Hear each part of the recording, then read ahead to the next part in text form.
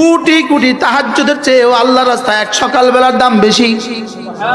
কোটি কোটি তেলাওয়াতের চেয়ে আল্লাহর রাস্তায় সকালবেলা এক সকালবেলার দাম বেশি। এবার রব বলেন ওয়াল্লাযীনা উতুল ইলমা দারাজাত, যাদের সিনায় ইলম দিয়েছি এদের দাম বাড়িয়ে দিয়েছি কোটি কোটি গুণে বেশি। যদি সেদিন দারুল দেওবন্দ শামিলির ময়দান থেকে পরাজিত হয়ে যদি জিহাদের ময়দানকে সেদিন দারুল দেওবন্দের প্রাতিষ্ঠানিক রূপায়ণ না দিতেন, রূপ না দিতেন, যদি জিহাদের সশস্ত্র জিহাদের ময়দানকে যদি সেদিন দারুল দেওবন্দের নামে একটা প্রতিষ্ঠানের রূপ না দিতেন, যদি শামিলির যুদ্ধের ময়দান সশস্ত্র যুদ্ধের ময়দান যদি দারুল দেওবন্দের নামে প্রাতিষ্ঠানিক রূপ না হইতো, আজকে আমি আপনি কেউই কালিমাওয়ালা হইতাম না। আপনি বলবেন হুজুর আপনি নিজের থেকে বলছেন কথাগুলো নাকি এর পেছনে কোনো দলিল আছে? দলিল শুনেন। ফাদ্দালাল্লাহুল মুজাহিদিনা আলাল কাঈদিনা দারাজা, দোয়া করনে ওয়ালার চেয়ে জিকির করনে ওয়ালা বেশি দামি, জিকিরের চেয়ে নফল পড়নে ওয়ালা বেশি দামি, নফলের চেয়ে নামাজ পড়নে ওয়ালা বেশি দামি, নফল পড়নে ওয়ালা বেশি দামি, এর চেয়ে তাবলীগ করনে ওয়ালা বেশি দামি, এর চেয়ে জিহাদ করনে ওয়ালা বেশি দামি। রব্বুল আলামিন বলেন ফাদ্দালাল্লাহুল মুজাহিদিনা আলাল কাঈদিনা দারাজা, আমি না মুজাহিদের দামকে বৃদ্ধি করে দিয়েছি, এর আগে পৃথিবীর যত মানুষ হইতে পারে সকলের চেয়ে বেশি। কত দাম আল্লাহর রাস্তায় জিহাদের, কত দাম! মুসলমান ওই জিহাদ শব্দও ভুলে গেছে, ওটা শুনলে ডর লাগে, ডর লাগে, ডর লাগে। এটা যে একটা ইবাদত এটা মুসলমান ভুলে গেছে। বাস্তব না বাস্তব? এবার মনে আজ থেকে এটা মনে রাখেন, এটা একটা ইবাদত। বলে না দামি ইবাদত না বেদামি ইবাদত? কি পরিমাণ দামি? হ্যাঁ আচ্ছা, এবার রব বলেন ইয়ারফাইল্লাহুল্লাযীনা আমানু মিনকুম ওয়াল্লাযীনা উতুল ইলমা দারাজাত।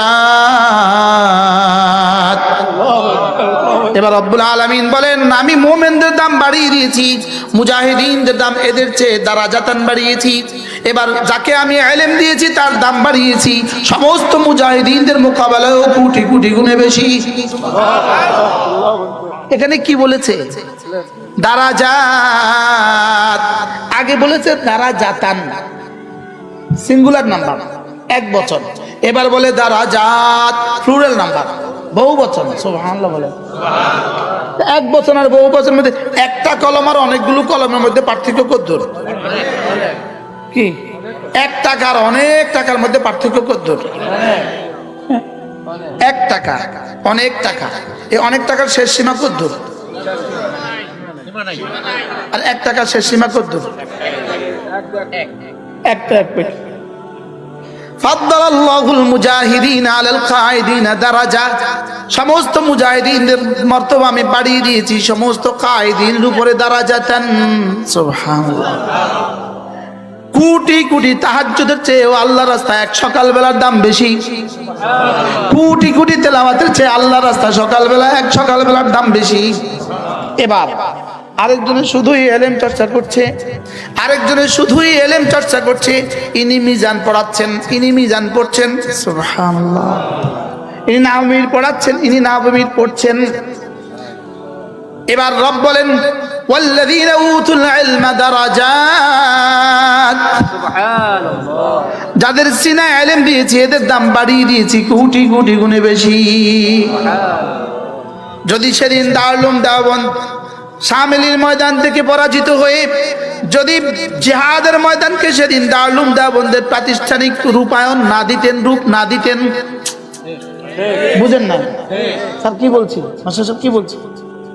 যদি জিহাদের সশস্ত্র জিহাদের ময়দানকে যদি সেদিন দারুল দেওবন্দের নামে একটা প্রতিষ্ঠানের রূপ না দিতেন, নামে একটা প্রাতিষ্ঠানিক রূপ না দিতেন, না হইতো, যদি না হইতো, বুঝেন নাই? যদি শামিলির যুদ্ধের ময়দান সশস্ত্র যুদ্ধের ময়দান যদি দারুল দেওবন্দের নামে প্রাতিষ্ঠানিক রূপ না হইতো, আজকে আমি আপনি কেউই কালিমাওয়ালা হইতাম না। কি কি বলছি বলেন? কেউ কি হইতো না? আপনি কিন্তু টুপিওয়ালা হইতেন না, আপনি কিন্তু দাড়িওয়ালা হইতেন না, ভান্ডারিও দাড়িওয়ালা হইতো না। এখন কাফের কাফের বলে। লেকিন যদি দারুল উলুম দেওবন্দ না হইতো তো পুরো উপমহাদেশ স্পেন আজকের যেমন উপমহাদেশ থাকতো তেমন। কি আজকে পৃথিবীর মাশরিক থেকে মাগরিব, শিমাল থেকে জুনুব, পৃথিবীর পশ্চিম মেরু থেকে পূর্ব মেরু আর উত্তর মেরু থেকে দক্ষিণ মেরু, যেখানে দাঁড়িয়ে দেখবেন বুঝবেন এটা দারুল উলুম দেওবন্দের কোনো না কোনো অবদান। বিশেষ করে গোটা ইউরোপ, গোটা আমেরিকা। আরে সুবহানাল্লাহ বলেন। গোটা ইটালি, গোটা সুইজারল্যান্ড, গোটা অস্ট্রেলিয়া, গোটা জাপান, গোটা আফ্রিকা, প্রতিটা মহাদেশ। সুবহানাল্লাহ। সেদিন ওই প্রতিষ্ঠানের ফসল। সুবহানাল্লাহ। আর যদি সেদিন যদি শামিলির ময়দানে সব শহীদ হয়ে যেত, সকলেই মর্তবা তো লাভ করতেন, লেকিন আমরা ইসলাম পাইতাম না। কি বলছি বলেন, বুঝে কোন?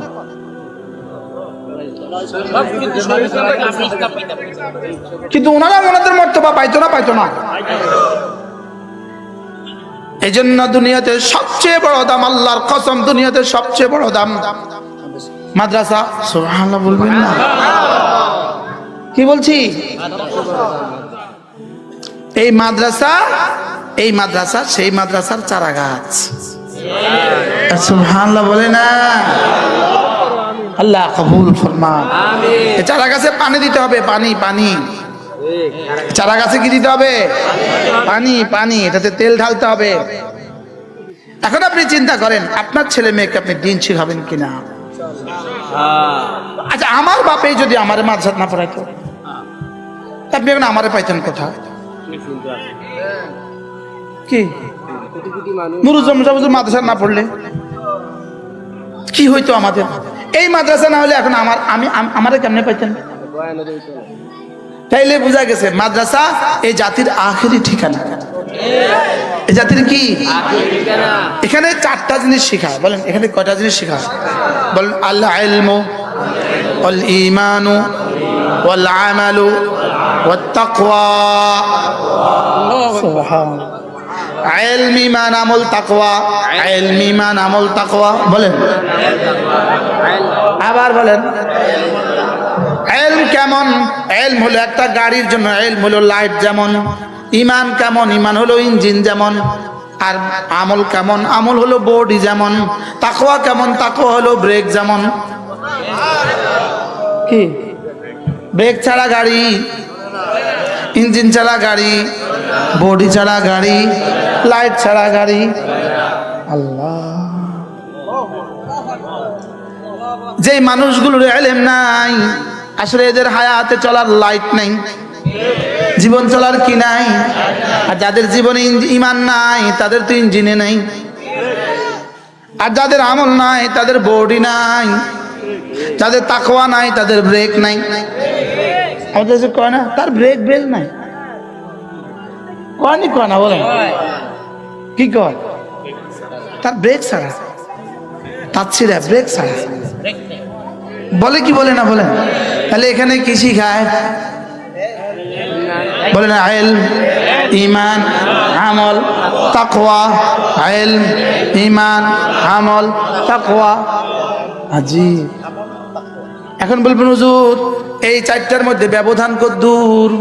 এই চারটার মধ্যে ব্যবধান হলো আঙ্গুলের মতো। এগুলো চারটা আলাদা আলাদা। ওয়াহিদ, ইসনান, সালাস, আরবা। 1 2 3 4 আলাদা আলাদা, লেকিন এদিকে তাকাইলে এক। সুবহানাল্লাহ। এই চারটা যদিও বলতে বলেছি আলাদা আলাদা, ইলম, ঈমান, আমল, তাকওয়া, লেকিন কোরআনের দিকে তাকাইলে এক। সবটা হলো এখানে। সুবহানাল্লাহ বলে না? লা ইলাহা ইল্লাল্লাহ, লা ইলাহা ইল্লাল্লাহ, লা ইলাহা ইল্লাল্লাহ।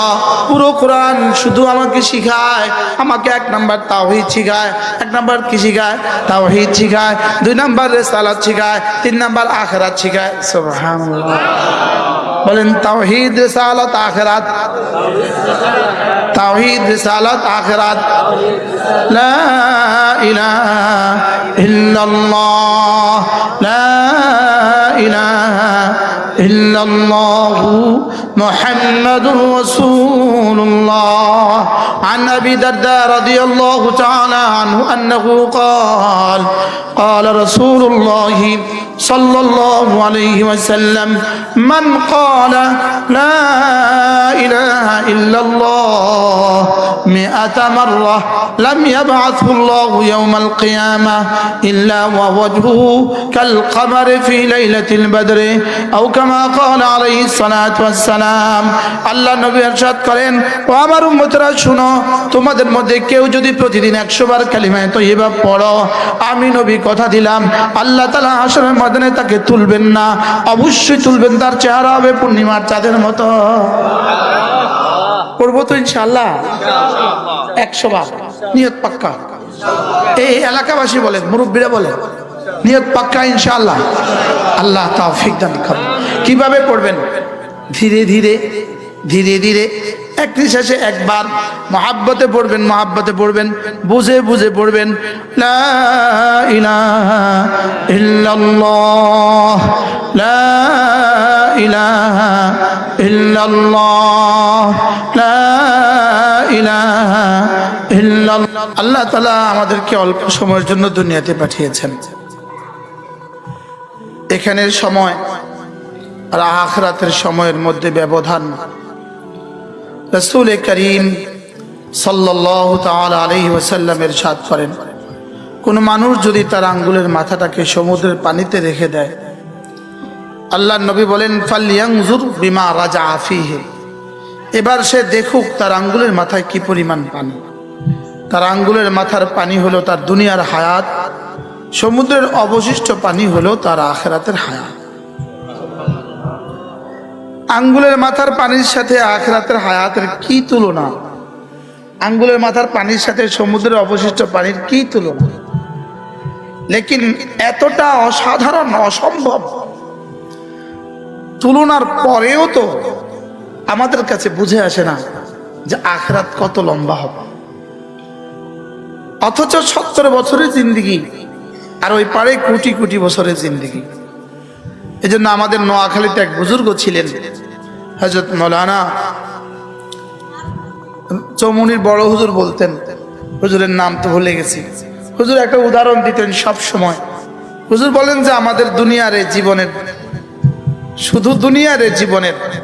শুধু নিজের আমল দিয়ে কয় বছর চলবে হুজুর বলতেন যে কোনো মানুষ যদি বিদেশে যায় তো সে দুটো কাজ করে একটা হলো নিজে কিছু টাকা জমা করে আরেকটা হলো ছেলেটার ভিসাতে পাসপোর্টে ভিসা লাগাবার চেষ্টা করে ঠিক না তো মানুষ তাকে জিজ্ঞেস করে কবে যাবা দেশে তো সে বলে নিজে কিছু টাকা জমা করে সেগুলো নিয়ে যাব আর ছেলেটাকে বিদেশে রেখে যাব নিজেরটা দিয়ে নেড়ে ছেড়ে দেশে গিয়ে খাবো আর ছেলেটা কিছু পাঠাবে কি বলে এই দুটো দিয়ে বাকি জিন্দেগি চলবে নিজেরটা দিয়ে ছেলের পাঠানো দিয়ে হুজুর বলেন যে আপনি নিজের ঈমান আমল নিয়ে কবরে চলে যাবেন এটা নিয়ে থাকবেন নিজের ঈমান আমল আর দুনিয়াতে কোনো মসজিদ মাদ্রাসা রেখে যাবেন কোনো নেককার সন্তান রেখে যাবেন কোনো মাদ্রাসা করে যাবেন তো এখান থেকে কিছু যাবে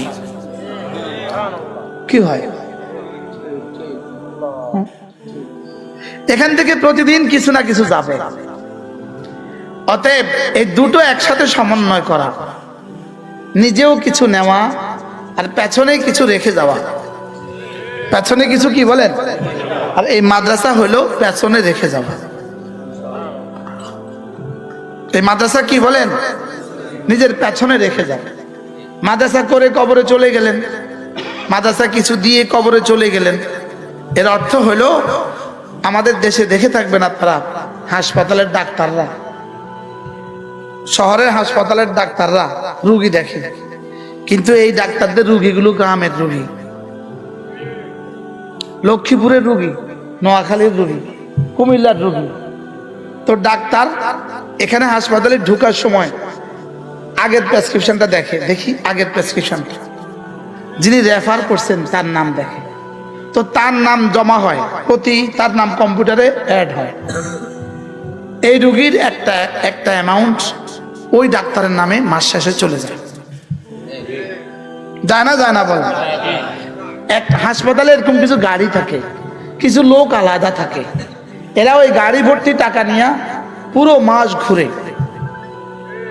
ঢাকার হাসপাতালের টাকা নিয়ে কুমিল্লা চলে আসে, বিভিন্ন হাসপাতালে গিয়ে গিয়ে তার অ্যাকাউন্টে দিয়ে দেয়।